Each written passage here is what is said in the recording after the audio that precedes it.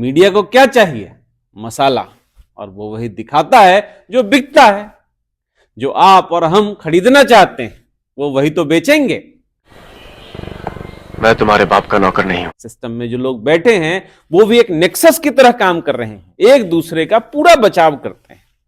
आप उनका कुछ नहीं उखाड़ पाएंगे, उल्टा आपको प्रताड़ित किया जा सकता है। खैर छोड़िए, कैसी अपमानजनक बातें कर रहा है ये, अश्लील है ये लोना।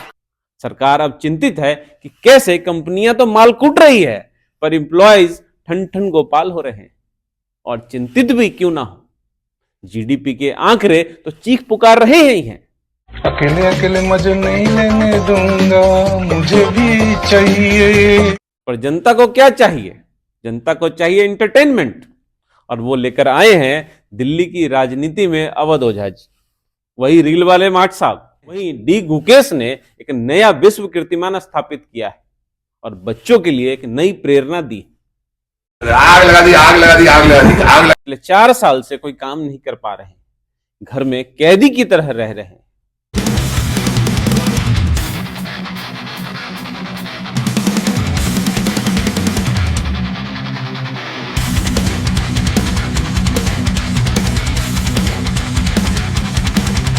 नमस्कार दोस्तों, आइए चलते हैं पिछले दिनों के खबरों के सफर पर। बोलना भी हूं क्या करी बोल। सबसे ज्यादा चर्चा रही अतुल सुभाष केस की, जिसने पूरे देश में प्रताड़ित पतियों के अधिकार के बहस को जन्म दिया है।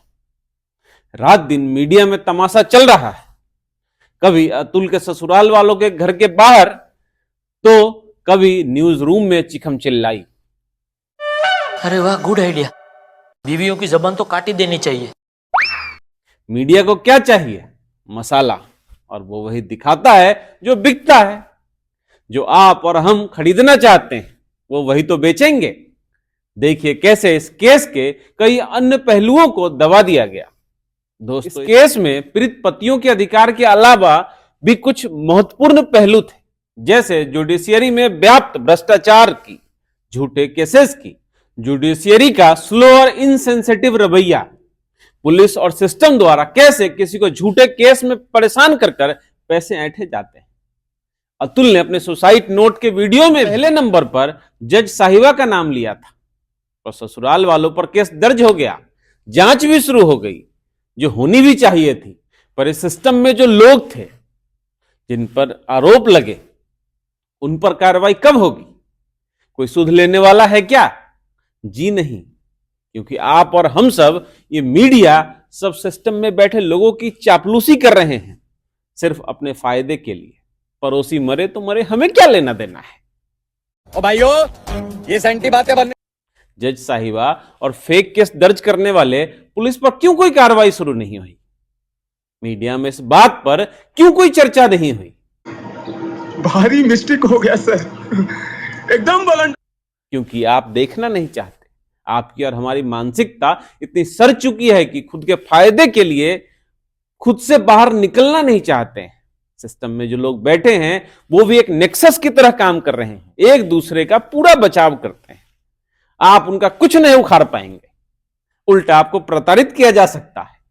खैर छोड़िए, जो आप खरीदना चाहते हैं उसे ही मीडिया वाले बेच रहे हैं। आपको नहीं पड़ी तो मीडिया को क्यों? तुम्हें शर्म है? कुछ शर्म आया है? तुम्हें शर्म है? एक बात और करनी जरूरी है। आप अपने लाइफ में कुछ अच्छे दोस्त बनाइए, जिससे आप अपने प्रॉब्लम्स शेयर कर सकते हैं। पेरेंट्स भी अपने बच्चे को सही और मजबूत बनाएं, नहीं तो बच्चे रील बीर बनते रहेंगे, पर जब कोई समस्या उनके असल जीवन में आएगी तो वो टूट जाएंगे। खैर, वाह,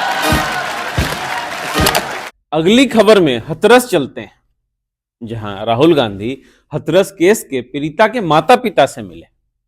हथरस केस के पीड़िता के पिता ने राहुल गांधी को एक चिट्ठी लिखी थी, जिनमें वो जिक्र करते हैं पिछले 4 साल से कोई काम नहीं कर पा रहे हैं, घर में कैदी की तरह रह रहे हैं।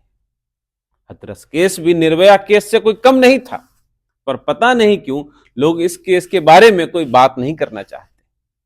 अब समाज भी राजनीतिक दायरों में बट गया है। अरे दोगे तो सब लोग लेंगे, बंद करो ये सब नाटक। कुछ लाइफ में अच्छा करो। लोग यह भी कह रहे हैं कि नरेंद्र मोदी जी के जो कपूर्स के साथ गपशप वाली वीडियो आया था उसका जवाब शायद हथरस है। और इस तरह की पॉजिटिव राजनीति होनी चाहिए। जली ना, तेरी भी जली ना। पर जनता को क्या चाहिए? जनता को चाहिए एंटरटेनमेंट, और वो लेकर आए हैं दिल्ली की राजनीति में अवध ओझा जी, वही रील वाले माठ साहब। नए सिरे से माठ साहब का रील अब वायरल किया जा रहा है।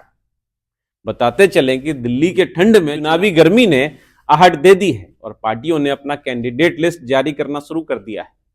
मरना तेरे को डर नहीं लगता? ठंड के मौसम में प्राइवेट कंपनियों के एम्प्लॉय के पॉकेट गर्म होने वाले हैं।